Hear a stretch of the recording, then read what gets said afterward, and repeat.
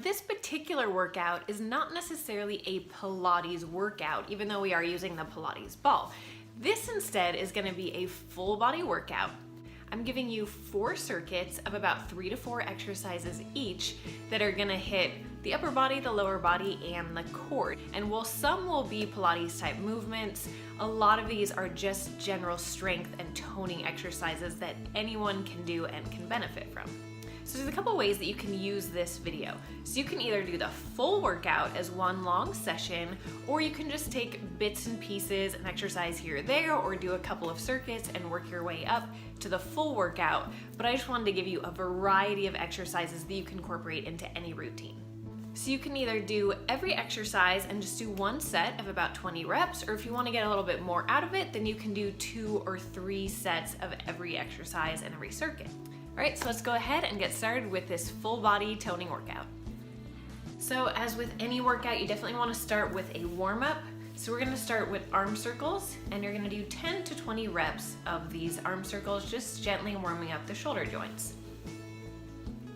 Then we're going to move to squats. So you're going to stand with feet about shoulder distance apart, squat to the ground, and then as you stand up, you're going to reach and press towards the sky. So squat down, weight in your heels, and then stretch and reach. And you're going to do about 10 to 15 reps of this, just warming up the hips, knees, and legs. So our first exercise is going to be the windmill. So you're going to stand with feet about shoulder distance apart, one foot slightly turned out about 45 degrees, and you're going to take one Pilates ball and place it in your opposite hand and stretch it towards the sky. Then you're going to reach your arm down towards that foot, keeping your eyes focused up on the ball. Reach down and then slowly stand all the way back up. And then repeat. Continue reaching down towards your leg and then stretch and reach towards the sky. You should feel this in your lower back and in your obliques. This is a great core exercise and is going to work a bit on shoulder stability. Repeat these windmills 8 on each side. Then we're going to move to roll-ups. So you're going to place the ball between your knees. Then with your inhale, you're going to draw your belly button in towards your spine, and then reach your arms as you lift your upper body up off the ground, reaching towards your knees and then sitting up nice and tall at the end. And you're going to slowly, vertebrae by vertebrae, lower yourself down towards the ground. Now this is going to be the most effective if you focus on lowering your lower back first and slowly lowering the rest of your body. It takes a lot of core control to be able to do this rather than just flopping back down like a typical sit-up. And you're going to repeat this 10 times.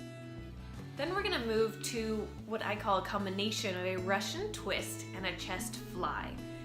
You're going to get into a sit-up type position with feet out in front of you, slightly lifted up off the floor if you can, and arms extended straight out in front of you. Then you're going to rotate, taking just one arm, extend it out to the side, and twist your core just a little bit, just like a Russian twist when you're holding a medicine ball or a weight. And then as you exhale, you're going to bring that arm back in front of you, working your chest as you do so. Then repeat on the other side. So take your opposite arm, extend it out to the side, twist just slightly, and then come back to center. And you're going to repeat that 16 times total, so 8 on each side. Then we're going to move to a reverse lunge to press. So you're going to take one weight in each hand. You're going to step backwards into a lunge where both knees are bent at 90 degrees. You want to make sure that your front knee is stacked right on top of your ankle and not shooting forward.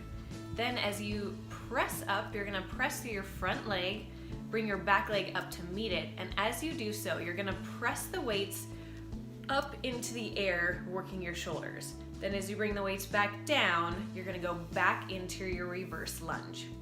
And you'll repeat this 10 times on each leg. Nice job. Circuit 1 is done. On to circuit number 2. Start again with a core exercise called the half kneeling wood chop. So you're going to get into that lunge position just like your reverse lunge where both knees are bent at 90 degrees. And then you're gonna take one ball, you're gonna stretch it down by your hip, and then keeping your arms straight, you're gonna extend your arms up towards the opposite side of your body, making sure your belly button is pulled in nice and tight, tight core, and then you're gonna release and bring the ball back to the start. Make sure you're doing this with a nice controlled movement. You're not going for speed and power here. You're going for good core control, and straight arms will help to engage your core as well. You'll repeat 10 reps of this on each side. Now let's move to the bridge exercise. You're gonna come onto your back, knees bent and feet on the floor. You're gonna place one ball between your knees, hands on the ground, and you're going to inhale as you lift by contracting your core and squeezing your glutes. And then slowly lower down all the way to the ground. As soon as you touch the ground, come right back up. Squeeze your glutes, keep the core tight, and then release back down. And repeat this 10 to 20 times. Now on to bicycle ball passes. So this is a take on your standard bicycle crunch. What you're gonna do is start with both knees up and arms back behind you. Then as you straighten one leg, you're gonna bend the other in towards your chest, bring the ball through that bent knee, straighten your leg and extend both arms back behind you. Then you're gonna switch, bring the ball forward, bending the other knee, loop through, and come all the way back behind you. So you're staying up, shoulders and legs up off the ground the whole time. And you're gonna repeat this 20 times, so 10 on each side. Moving on to squat with an arm raise. And you're gonna perform a squat where your feet are a little bit wider than shoulder distance, focusing on dropping your glutes towards the ground and keeping a tall chest. With the weights in each hand, you'll drop your arms down towards the ground in front of you as you squat, and then as you stand up, you'll raise the weights all the way up over your head with straight arms. And then release back down, and as you come back down, go straight back into your squat. Press through your heels, exhale and lift. Take the arms all the way up and then bring them back down, and continue for 15 reps. Next circuit, we're gonna start with around the worlds. So you're gonna take one ball in each hand, make sure your core is drawn in so you're still working that core. Palms facing forward, you're gonna draw both arms up overhead, bring them to touching, and then release all the way back down. Keep just a soft bend in your elbows. As you lift and lower, you're gonna exhale as you come up and inhale down. Repeat 10 to 20 reps. If this still feels easy at 10, keep going until you get to 20 or until you feel that burn and it's hard to lift them. Another variation you can try is going back to that warm-up exercise of arm circles. Just do arm circles with weights. It's amazingly hard.